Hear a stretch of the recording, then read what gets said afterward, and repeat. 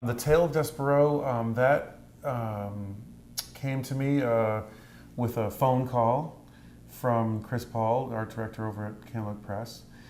And she asked me if I wanted to be part of like a little, not necessarily competition or contest. They had I don't know how many illustrators, a handful, a couple, that they were going to give a little snippet of Kate's new manuscript called The Tale of Despereaux.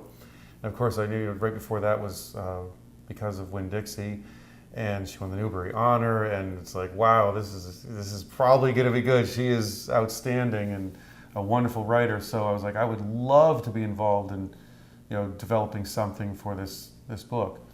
So immediately getting off the phone, she had mentioned there's a king in this. There's a little girl. There's a mouse with a sword. There's a evil rat. And so I immediately got off the phone and started sketching, and I sketched just that, just this kind of king-looking figure and a mouse with a sword and kind of fencing off this evil rat and stuff like that. And when I look back at that now, it was actually like kind of close to how I illustrated without reading anything yet. So then I got in the mail I think it was about a 10-page snippet from the book.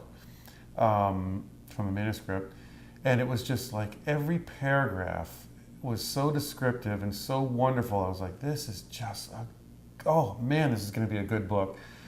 So I remember staying up, definitely, I think two all-nighters. I was just working through the night trying to figure out what medium would work best, because they did tell me they were probably going to do it in black and white.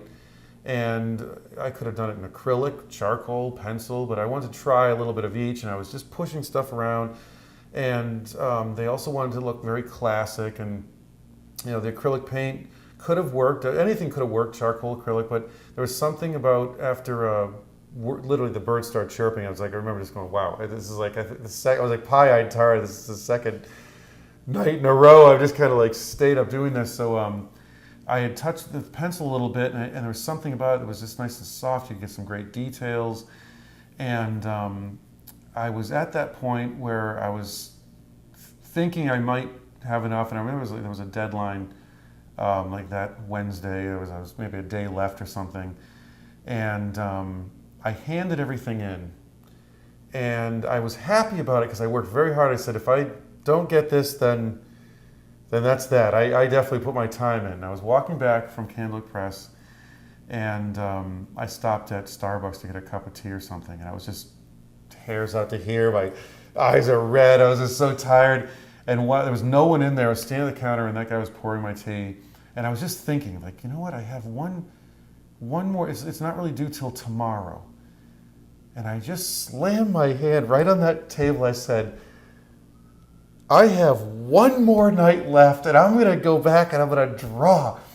And so I got back and I just started drawing, and I drew one of the better pencil drawings that I definitely out of the group of drawings. So I just handed everything in, and I went back and handed that in, and that was it. And I said, I did the best I can. Eventually I got the call from Chris that they said they definitely wanted me to illustrate the book.